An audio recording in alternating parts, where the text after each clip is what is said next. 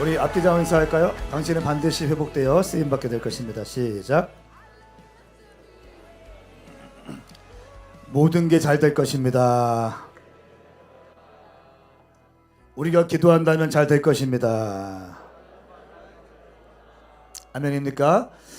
우리 유아실에 계신 분들 환영합니다. 축복합니다. 고맙습니다.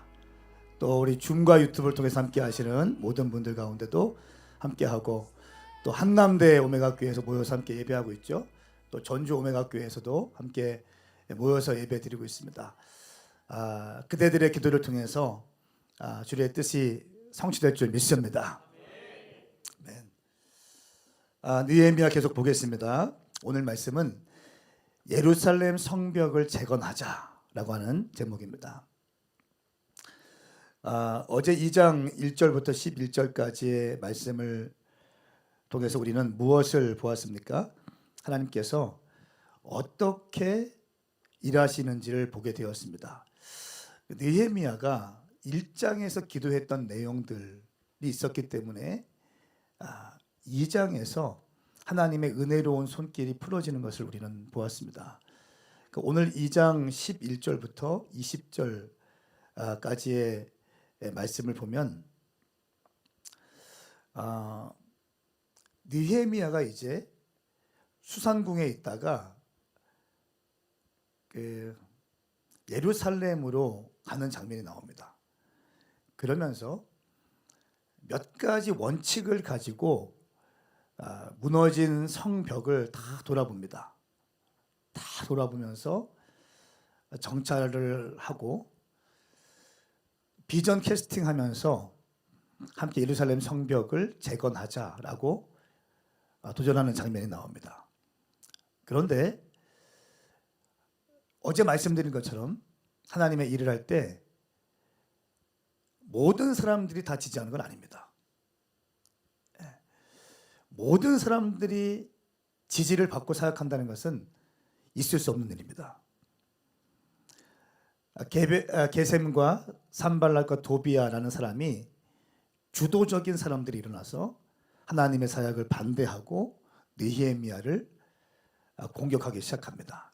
음모를 펼치기 시작합니다. 이 일에 대해서 느헤미야가 단호하게 대응합니다. 이것이 오늘 2장 11절부터 20절까지의 내용입니다. 저는 선포합니다. 오늘 이 말씀이 여러분 심령 가운데 구석구석 임하기를 축복합니다. 자, 먼저 2장 11절 말씀.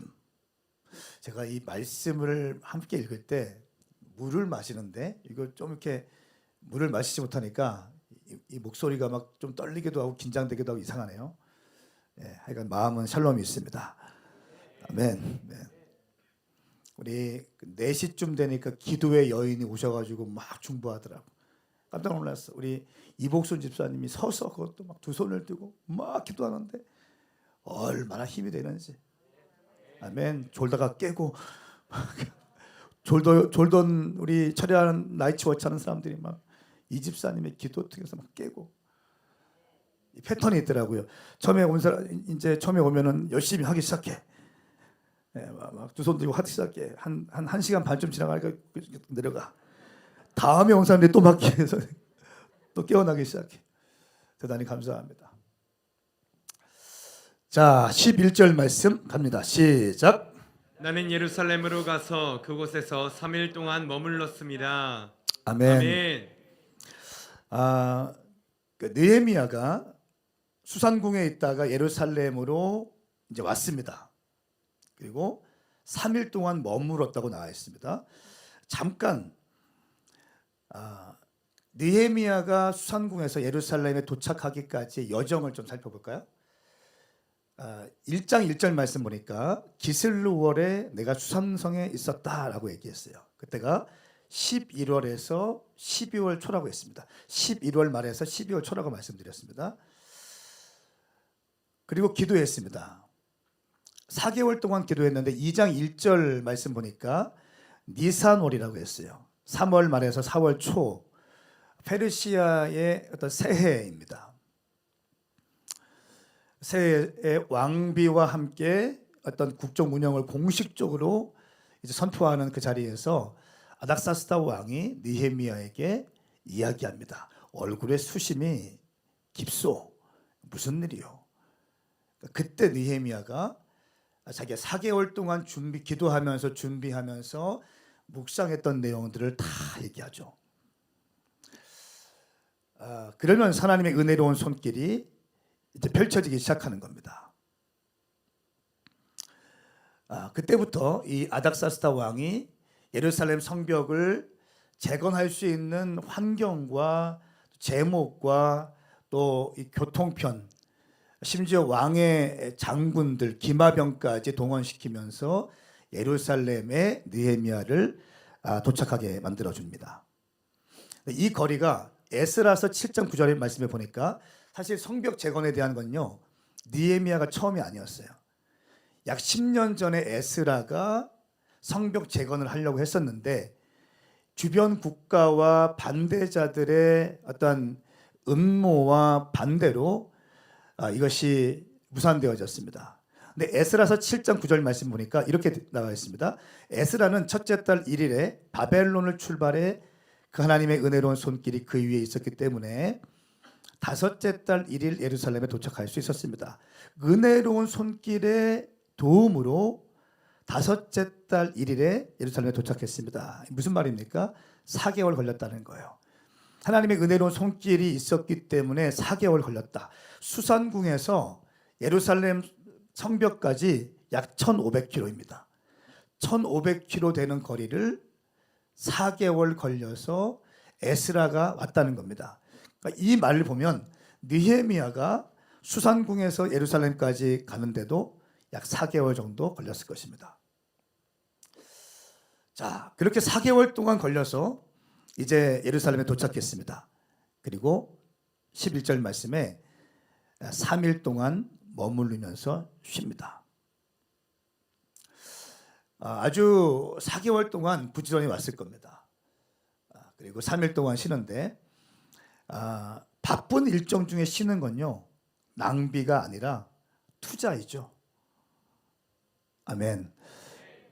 제가 어제 지난 토요일에 어떤 목사님, 저하고 친한 목사님이 하와이 코나로 안식년을 갔습니다. 한 6개월을 교회에서 재정을 지원하고 이렇게 해서 갔는데 서울 꼭 좀 와서 순서를 맡아달라고 했는데 서울 제가 가잖아요. 그래서 못 갔습니다. 그러니까 영상으로 좀 보내달라고 해서 보내줬어요. 영상을 찍어서 보내주면서 부럽기도 하고 내 신세가 짠하기도 하고 뭔지 아시겠어요? 부럽기도 하고 짠하기도 하고 2019년, 2020년, 2021년에는 안식년을 좀 가져야겠다. 너무 달려왔다. 한 3, 4개월 혹은 5개월, 6개월이라도 어디 가서 쉬고 와야겠다. 우리 식구들과 함께. 작정을 하고 간다면 가는 거지 뭐. 제가 어디 부임해서 온 것도 아니고. 그래서 우리 부목사님들 훌륭한 사람들 많고 하니까 좀 이렇게 잘 할 테고 제가 또 자리를 비켜줘야 성장할 수 있는 기회도 열리고 또 저도 리프레시 하면서 좀 이렇게 해야겠다 했는데 주님께서 40일 금식을 명하는 바람에 꼼짝 못하고 그냥 어쨌든 그 영상을 좀 찍어서 보내주면서 제 안에 참 큰 기쁨이 있었습니다. 그 교회를 향해서 제가 이렇게 얘기했어요. 성숙한 교회의 모습을 보여주셔서 감사합니다. 네, 성숙한 교회의 모습을 보여 감사합니다. 목사님을 향해서는 목사님 사모님 마음껏 쉬다 오시고 마음껏 훈련받고 오십시오.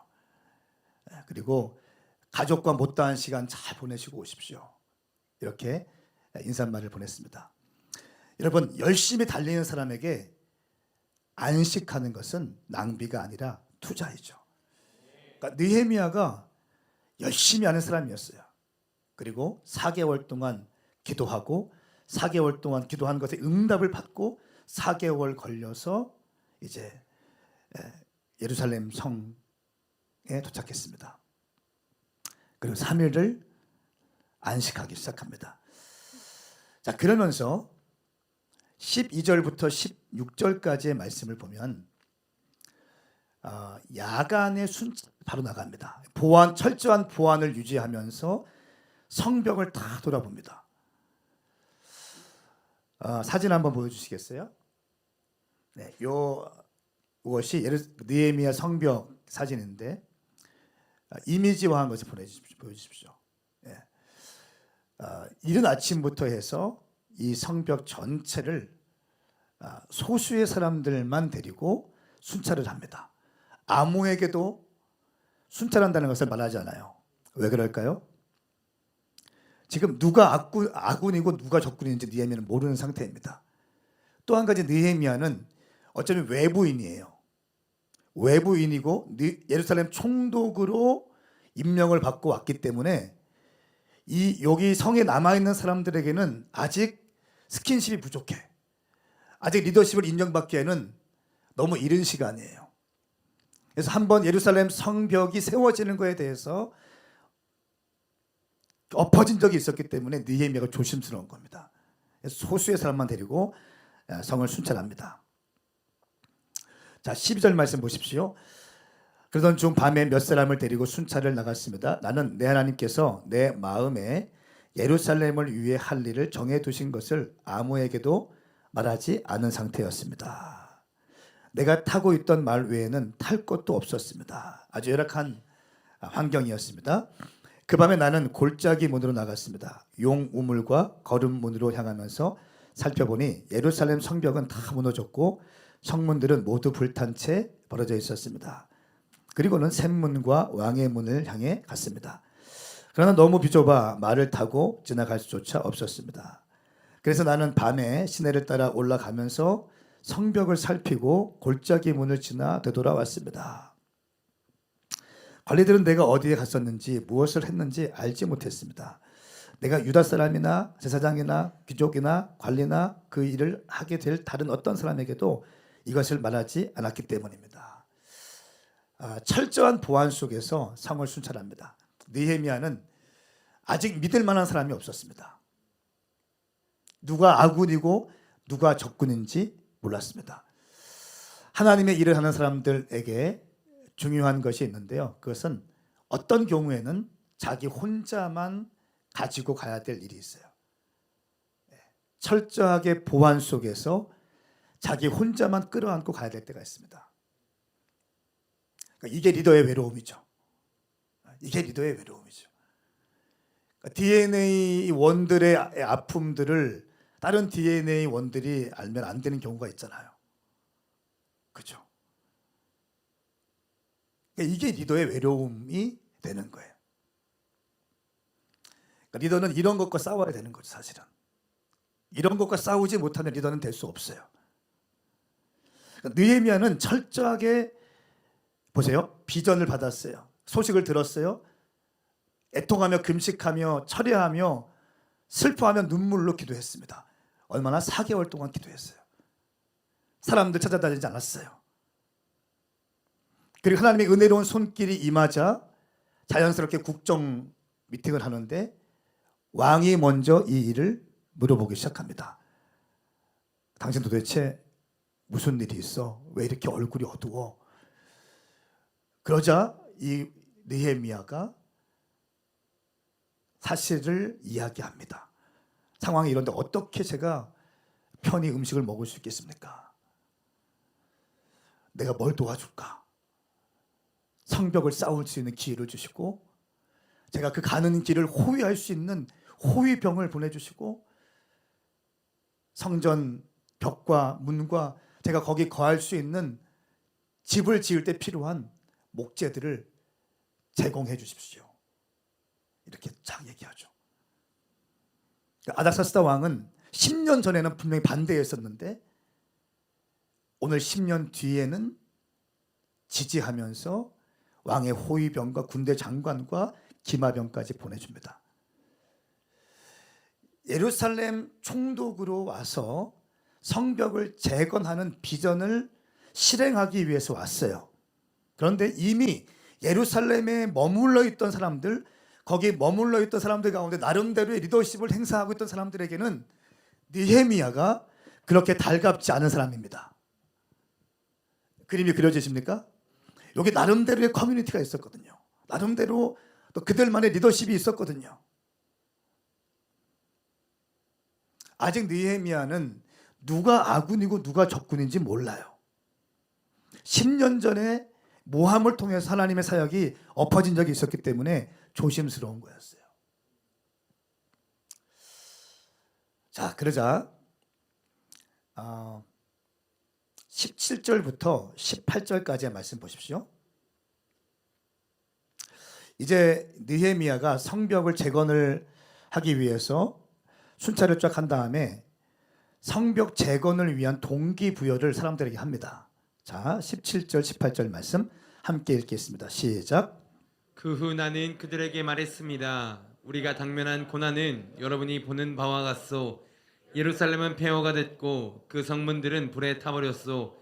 자, 이제 우리가 예루살렘 성벽을 재건합시다. 그러면 우리가 다시는 수치를 당하지 않을 것이요. 나는 또한 내 하나님의 은혜로운 손길이 내게 있는 것과 왕이 내게 말한 것을 그들에게 말해 주었습니다. 그들이 대답했습니다. 우리가 재건을 시작합시다. 이렇게 해 그들은 이 선한 일을 시작했습니다. 아멘. 아멘. 아멘. 자, 140년 동안 성벽이 무너진 채로 방치되어 있었습니다. 패배감과 정말 절망감이 가득 찬 상황이었습니다. 근데 외부에서 온 느헤미야가 내부에 있는 사람들에게 함께 마음을 모아서 성벽을 재건하도록 동기부여하는 것은 굉장히 중요한 일이었습니다. 왜냐하면 이 성벽은 느헤미야 혼자 할 수 있는 것이 아니었기 때문에 그렇습니다. 함께 해야 가능한 일이기 때문에 그렇습니다.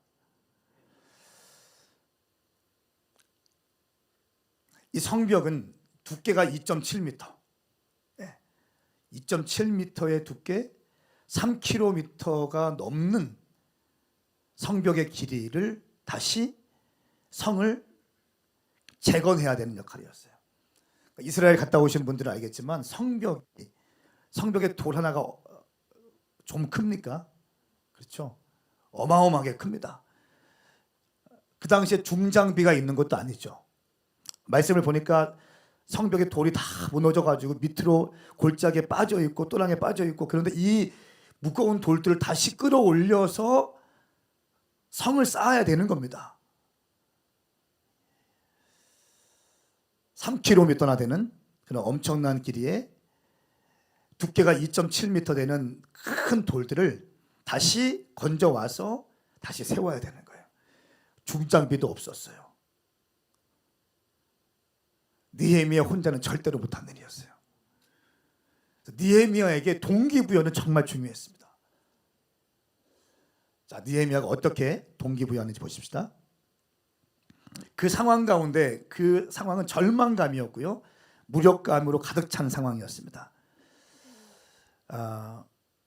근데 이 느헤미야가 이 사람들에게 다음과 같은 세 가지의 말로 동기부여를 하기 시작합니다. 첫 번째, 우리가 다시는 수치를 당하지 말자, 이렇게 얘기합니다. 17절 말씀 보세요. 예루살렘 성벽을 재건합시다. 그러면 우리가 다시는 수치를 당하지 않을 것입니다. 성벽은 성 안에 있는 사람들을 보호하는 것인데 성벽이 무너지면 밖과 안이 구별되지 않습니다. 외부의 침입과 공격으로부터 속수무책 당할 수밖에 없습니다. 지금까지 그러니까 우리가 힘이 없는 겁니다. 성벽을 튼튼하게 세워서 더 이상 수치를 당하지 않도록 합시다. 힘을 들지만 반드시 해야 되는 것입니다. 누군가는 해야 되는 것이고 반드시 해야 되는 것입니다. 무겁겠고 어렵겠지만 우리가 이 일을 진행합시다. 당신의 자녀들을 위해서, 당신의 건강을 위해서, 우리를 위해서, 이 민족을 위해서 성벽 재건은 반드시 필요한 것입니다. 첫 번째 동기부여. 두 번째 동기부여, 신앙심에 대해서 자극합니다. 이미 하나님의 은혜로운 손길이 우리 가운데 있습니다. 이렇게 얘기하죠. 18절 말씀, 나는 또한 내 하나님의 은혜로운 손길이 내게 있는 것과 왕이 내게 말한 것을 그들에게 말해 주었습니다. 하나님의 은혜로운 손길이 우리 가운데 있습니다. 이미 하나님은 일하고 계십니다. 하나님의 보이지 않는 손이 이미 움직이기 시작했습니다. 하나님을 신뢰하십시다. 분명히 반대도 있을 것이고 시험도 있을 것이고 어려움도 있을 것이지만 하나님의 손이 일하기 시작했습니다. 할렐루야. 세 번째는 정치적인 이슈를 가져옵니다. 왕이 허락했습니다.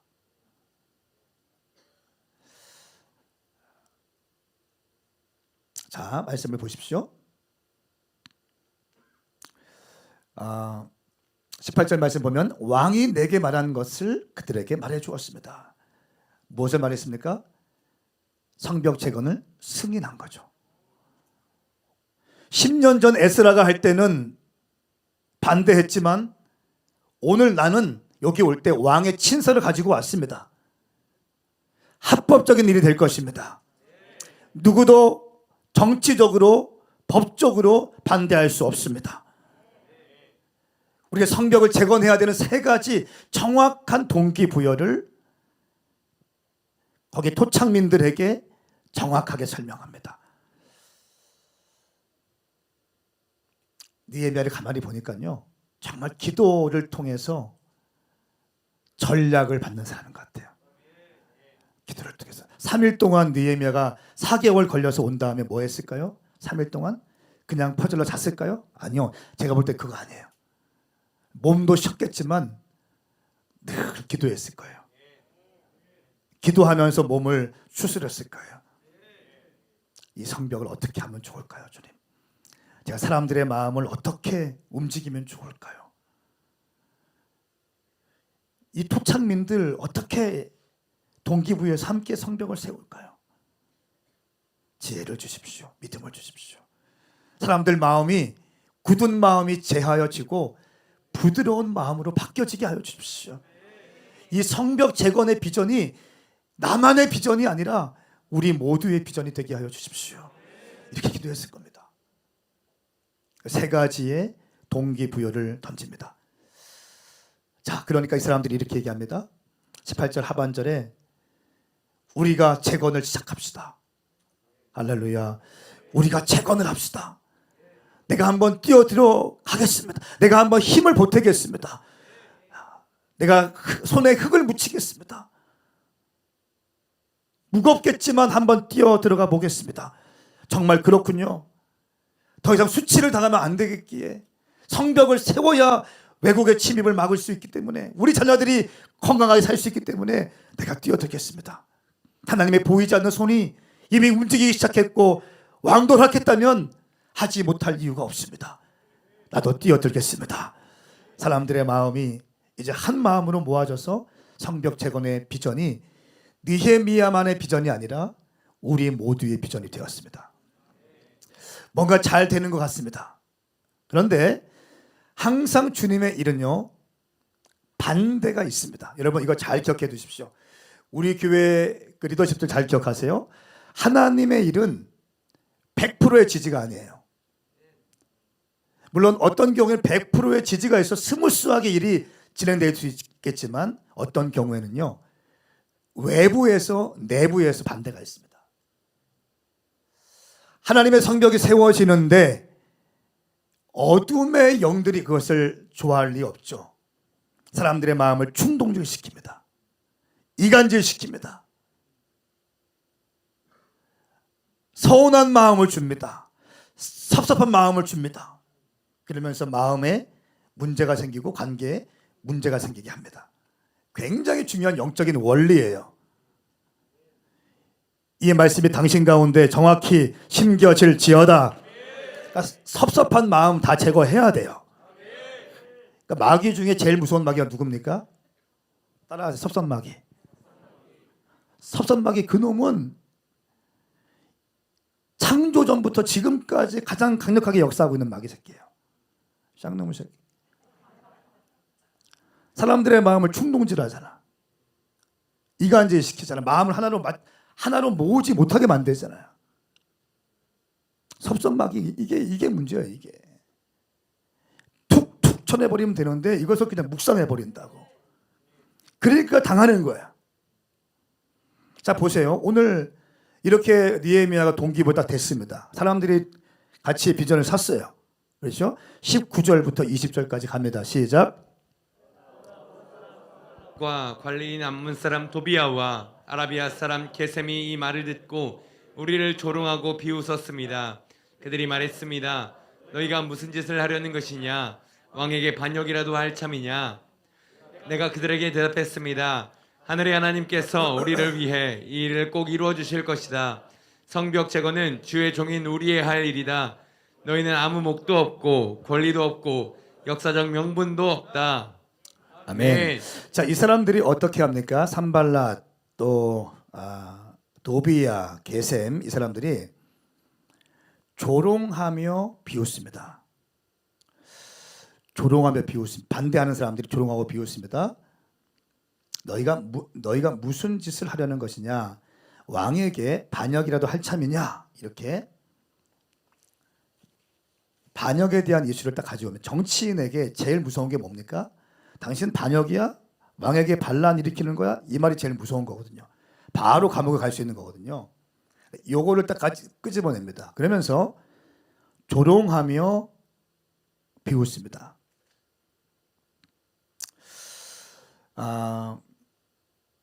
하나님의 위대한 비전을 선포하고 이것을 성취하는 과정에서 조롱과 비난은 피할 수 없습니다. 그러니까 조롱과 비난은 피할 수 없어요. 가령 이렇게 말하는 사람도 있을 거예요. 우리가 샌더처치를 얘기하면 황 목사님 변한 것 같아. 황 목사님 좀 옛날에는 순수했었는데 야망이 들어가셨나 봐. 나이 들어가면서 야망이 들어갔나 봐. 왜 그렇지? 나이가 들면 다 그러는 건가? 교회가 부흥되면 다 그러는가 봐. 이런 말들을 필터링을 하셔야 돼요. 하늘로부터 오는 메시지가 아니에요. 그 메시지는. 따라합시다. 하늘로부터 오는 메시지와 어둠의 영으로부터 오는 메시지를 분별하자. 아멘입니까? 그러니까 하나님의 비전이 선포되는 것과 성취되는 것 사이에서는 어마어마한 여정들이 있어요. 이거 여정들이 없으면 이게 비전이 아니죠. 수많은 여정들이 있습니다. 그것 가운데 반대자들의 조롱과 비아냥, 특별히 리더를 향한 비난은 피할 수가 없습니다. 그러니까 리더의 슬픔, 리더의 외로움은 이 부분이에요. 이걸 안고 가는 게 리더예요. 그러니까 이거 안기 싫으면 리더하면 안 돼. 이것 때문에 비전을 선포하지 못하는 사람들이 대부분이에요. 이것을 감내하고 싶지 않으니까, 이것이 부담스럽고 두려우니까 빠져있는 사람들이 대부분입니다. 근데 하나님의 일을 하기 위해서는 이 비전을 선포했고 비전을 성취하는 과정 가운데 오는 많은 저항들은 당연한 것이다. 할렐루야. 아마 우리 교회도 저항들이 있을 것입니다. 그럼요. 저항들이 있어요. 모두가 다 지지하지는 않을 거예요. 앞에서는 가만히 있겠지만 뒤에서는 말할 겁니다. 대부분 그런 말들은 뒤에서 역사하거든요. 그 사람 가운데 이세벨의 스피릿이 들어가면 컨트롤하기 시작하고 조종하기 시작할 거예요. 영적 원리가 그렇습니다. 이세벨 스피릿 있는 사람들 절대 앞에 안 나타나요. 뒤에서 아합을 충동질하거든. 자기는 빠져있어. 아닌 것처럼 해요. 그래서 리더에게 중요한 것이 영적 분별력이에요. 할렐루야. 자, 이렇게 느헤미야가 동기부여를 하면서 일을 지금 추진하고 있는데 조롱하고 비웃고 있습니다. 너 반역하려고 하지, 네가 왕이 되려고 하냐? 이런 말을 툭 던집니다. 자, 이때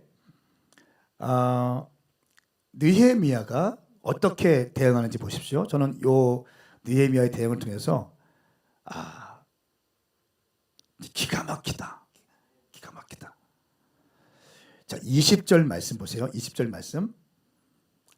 시작. 내가 그들에게 대답했습니다. 하늘의 하나님께서 우리를 위해 이 일을 꼭 이루어 주실 것이다. 성벽 제거는 주의 종인 우리의 할 일이다. 너희는 아무 목도 없고 권리도 없고 역사적 명분도 없다. 아멘. 아멘. 첫 번째, 세 가지를 얘기하는 첫 번째, 하나님께서 우리를 위해서 성벽을 재건하시는 거다. 다시 한번요. 하나님께서 우리를 위해서 성벽을 재건하시는 것이다. 그러니까 이 프로젝트의 주체가 우리가 아니라 하나님이시라는 거예요. 그러니까 우리가 하나님을 위해서 하는 거 천만에 그거 아니야. 우리가 하나님을 위해서 하는 거 아니야. 하나님이 우리를 위해서 하시는 거야. 이미 하나님의 일은 시작되었다. 할렐루야. 이스라엘 백성들은 이 프로젝트가 우리가 하나님을 위해서 하는 일로 생각했습니다. 그런데 느헤미야가 생각을 바꿔버립니다. 바꿔버려요. 굉장히 중요한 말입니다. 우리가 하나님께 하는 것이 아니다. 하나님이 우리를 보호하시고 우리의 아들, 딸들을 보호하시기 위해서 하나님이 주체가 되시는 일이다. 프로젝트의 주체가 하나님이라는 거예요. 여러분, 오메가 센터 처치의 주체는요, 우리가 아니에요. 제가 이 말씀을 쭉 묵상하면서 착각하지 말자. 착각하지 말자. 우리가 무엇을 하는 것이 아니라 하나님이 우리를 위해서 일하시는 거다. 하나님이 한국교회를 위해서 우리 센터처치를 세우시는 거고, 하나님이 우리 다음 세대를 위해서 세우시는 거고, 청년들을 위해서 세우시는 거고, 하나님의 기도가 필요하기 때문에 센터처치 가운데 기도의 불이 있는 그 기도의 집이 있기 위해서 세우시는 거고, 하나님께서 다음 세대를 살리기 위해서 학교를 개척하기 위해서 하시는 거고, 선교사 전 세계 1000개 캠퍼스 앞에 청년들을 위한 교회를 개척하고 청년과 다음 세대 모두를 형성하기 위해서 하나님이 개척하시는 거지 우리가 하시는 것이 아니구나. 와, 제가 이 말씀을 보면서 소름이 확 오기 시작하는 거예요. 따라합시다. 센터처치는 하나님이 우리를 위해 하시는 것입니다. 아멘입니까? 하나님의 일이에요. 하나님이 시작하신 것입니다. 그 누구도 반대자가 있으면 안 됩니다. 하나님이 일하실 때는 그냥 편승하는 거예요.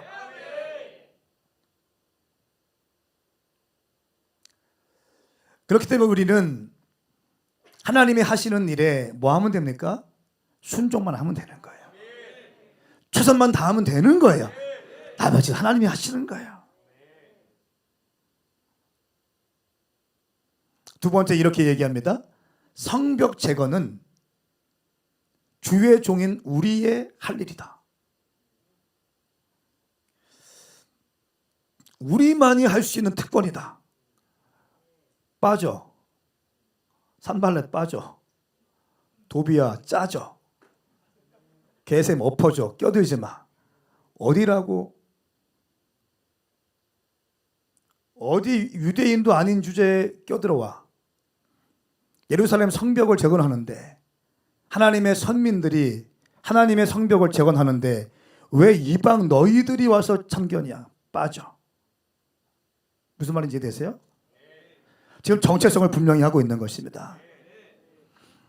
성벽 재건은 주님의 백성만이 할 수 있는 특권이라는 것을 이야기하고 있습니다. 다른 민족들은 참석하고 싶어도 참여할 수 없다는 것입니다. 여러분, 그렇기 때문에 어떤 의미에서 보면요, 이 많은 헌신과 어쩌면 그 에너지가 필요한 성벽 재건 공사는 강요되는 의무가 아니라 그들 참여하는 그들만이 누릴 수 있는 특권이에요. 할렐루야. 강요되는 의무가 아니라 참여하는 자들이 누릴 수 있는 특권인 것입니다. 이번 센터처치도 마찬가지예요. 참여하는 자는 하나님의 은총이 있을 거예요. 하나님의 일이기 때문에 주님의 일에 뛰어들고 동참하는 자들에게는 하나님의 특권을 부어주실 것입니다. 특별한 권리를 부어주실 것입니다.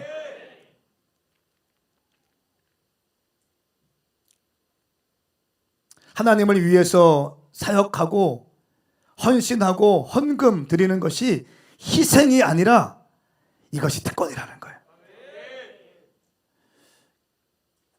우리가 성전 건축하면 또 헌금도 드려야 되고 또 부담스럽고 또 그런데 이게 부담스럽다.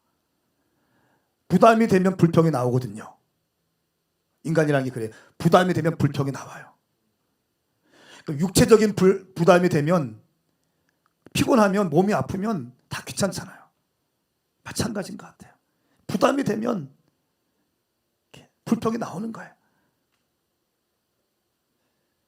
근데 이거를 생각을 바꿔버리면 하나님 나라를 위해서 우리가 사역하고 헌신하고 헌금을 드리는 것이 강요된 의무가 아니라 하나님의 백성들만이 누릴 수 있는 특권이라고 인식한다면 이것은 기쁨이 되는 거예요. 할렐루야. 이 비밀을 아는 자들이 뛰어드는 거예요. 이 비밀을 아는 자들이 디깅할 수 있는 거예요. 이 비밀을 아는 자들이 하나님의 페이버를 받을 수 있는 것입니다. 은총 가운데 갈 수 있는 거예요. 이 비밀을 모르면요, 백날 가도 몰라요. 모든 게 이제 돈으로만 계산돼 버려요. 그럼 재미없는 거죠.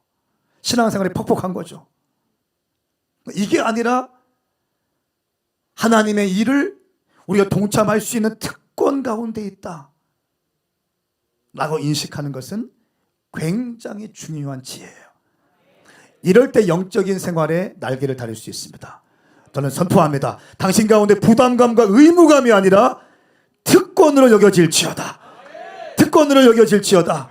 우리 전주 오메가 교회 가운데 이 산타처치가 특권으로 여겨지기를 축복합니다. 한남대 오메가 교회 가운데 특권으로 여겨질지어다. 서울 오메가 외부 가운데 특권으로 여겨질지어다. 산타처치가 세워지는데 내가 심는 것, 내가 뛰어드는 것, 그것이 특권입니다. 하나님의 일을 하는데 뛰어든다는 것은요, 어마어마한 일인 거예요. 세 번째로 느헤미야가 이 사드락 게셈, 산발랏 게셈 도비아에게 이렇게 얘기합니다. 직접적으로 얘기하는데, 너희는 아무 목도 없고 권리도 없고 역사적인 명분도 없다. 빠져.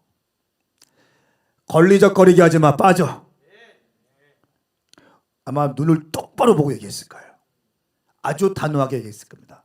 이게 무슨 말입니까? 산발랏은 사마리아의 총독이었습니다. 그리고 도비아의 뜻은 여호와는 선하시다라는 뜻이에요. 여호와는 선하시다라는 뜻인데, 이 사람이 제가 그 주석을 찾아보니까 아마 사이비, 그러니까 유대교이고 여호와를 신뢰하는 사람이라고 이름도 그렇게 짓고 그 비스무리하게 살고 있지만 사실은 사이비 교도였을 것이다라고 얘기해요.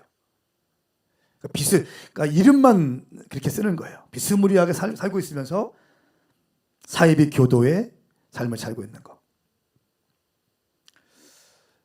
게셈은 아라비아 북서쪽을 지배하고 있던 유능한 족장이었다고 합니다. 이 사람들에게 이렇게 얘기하는 거죠.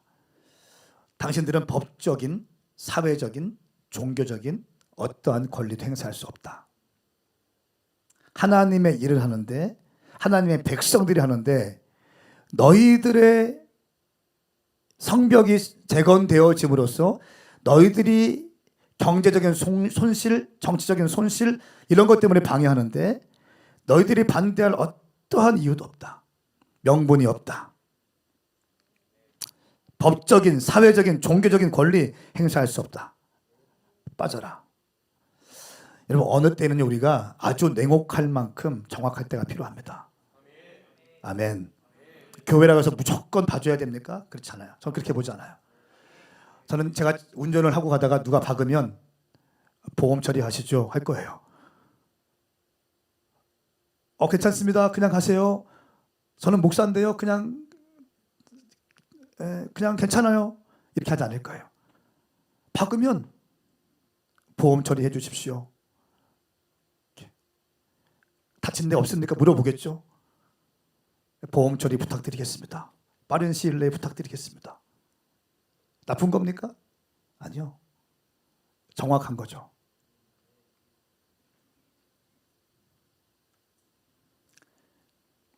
업체를 선정할 때도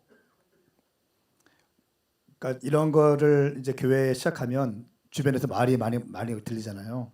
저한테도 뭐 내가 설계사를 내가 아는 사람이 있고 또 건축하는 사람도 한 데가 있고 왜 그런 사람들이 없겠습니까? 그런데 저는 건축사는요 돈 많은 데랑 할 거예요. 돈 없는데 하면요 돈 돌려 막 우리가 준 돈 가지고 다른 데 메꾸고 있고 이거 하다가 엎어집니다. 돈 많은데 철저하게 따져보고 뭐 우리 교회 집사님 장로님이 건축한다고 해서 거기다 안 맡길 거라고요. 아멘. 그게 맞는 거 아니에요? 그러니까 우리 교회 건축하시는 분이 없어가지고 다행이야. 또 삐졌을 거야 분명히. 그러면 그런 걸로 삐지면 안 되는 거죠. 하나님의 대승적 차원으로 해야 되는 거지. 그런 게 어디 있어? 그 위에서 하자는 건데 지금. 교회를 건축하는 것은 뭡니까? 우리가 여기에서 하는 게 아니라 그 위에로 가자는 건데, 그 위에로 가서 더 많은 사람들을 품자는 건데 넓어져야 하죠. 자, 느헤미야가 산발랏 게셈 도비아에게 정확하게 명분에 대해서 이야기합니다. 여러분 오늘 말씀 여기까지입니다. 오늘 저는 굉장히 큰 이 짧은 본문의 말씀을 보면서 말씀 가운데 은혜가 있었어요. 여러분의 인생도 마찬가지일 것입니다. 산발랏 게셈 도비아는요 항상 껴들어오게 되어 있어요. 당신의 개인적인 비전을 가지고 꿈을 꾸고 주님 나라 위해서 헌신하며 달려갈 때 게셈이 끼어들어요. 도비아가 끼어들어요. 산발랏이 끼어듭니다. 비아냥거리고 비웃을 것입니다. 심지어 나중에 이렇게 말합니다. 야, 니들이 세운 성벽 여우가 올라가도 넘어질 거야. 여우가 올라가도 넘어질 거야. 무너질 거야 그거. 말은 비전을 갖고 달려가는 사람에게 힘 빠지게 하는 거거든요. 잘못된 말들은요. 말은 영이고 생명이에요 진짜. 당신의 언어 생활이 조심하셔야 돼요. 말은 말은 영이고 생명이다. 말을 보면 영성이 보이고 속사람이 보이는 거잖아요. 달려가고 있는데 비아냥거리는 말을 하고 또 뭡니까? 여우가 올라가도 넘어질 것이라 얘기하고 힘 빠지는 얘기예요. 그런데 느헤미야는 그냥 갑니다. 그래서 단 52일 만에 140년 동안 한 번도 성공시키지 못했고 심지어 어마어마한 하나님의 사람 에스라도 시도했지만 실패했던 성벽 재건을 단 52일 만에 완공해버립니다. 여러분 우리 오메가 센터 처치는 이렇게 세워질 것입니다. 이런 과정을 통해서 세워지게 될 것입니다. 여러분의 비전을 꿈꾸는 그 비전어리의 인생이 어떻게 성취되는가 이런 과정을 통해서 성취될 것입니다. 사람들은 비웃을 거예요. 사람들은 조롱할 것입니다. 사람들이 당신 마음을 알지 못할 것입니다. 당신은 외로울 수 있습니다. 그런데 기도할 때 주의 음성을 듣고 달려갈 때 주님께서 놀라운 지혜와 계시의 영을 당신에게 부으실 것입니다. 잘 살아봅시다. 아멘. 잘 해봅시다. 함께 일어나시겠습니다.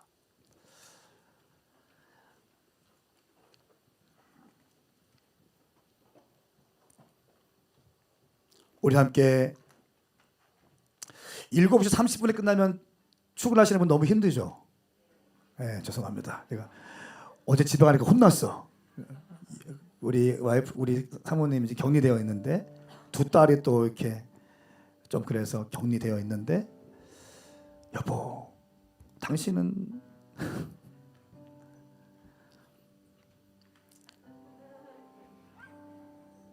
특세가 뭡니까? 특세가. 우리 기도할까요, 여러분? 우리 한번 앞뒤좌우 인사하십시다. 어렵지만 반드시 가야 될 길입니다. 시작. 그대와 함께함이 나의 힘입니다. 아멘.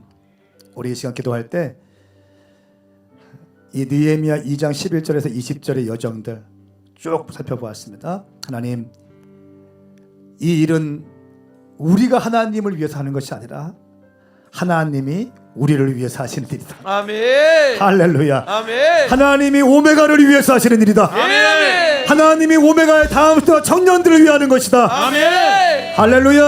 아멘. 이것은 강요된 의무가 아니라 하나님의 일을 뛰어드는 자의 특권이 될 것입니다. 아멘. 두 손 번쩍 들고 주의 이름 삼창 부리며 주님, 내가 이 특권에 뛰어들게 하시니 감사합니다. 아멘. 하나님의 일하심을 보게 하시니 감사합니다. 아멘. 주의 이름 삼창 부리며 기도하십시다.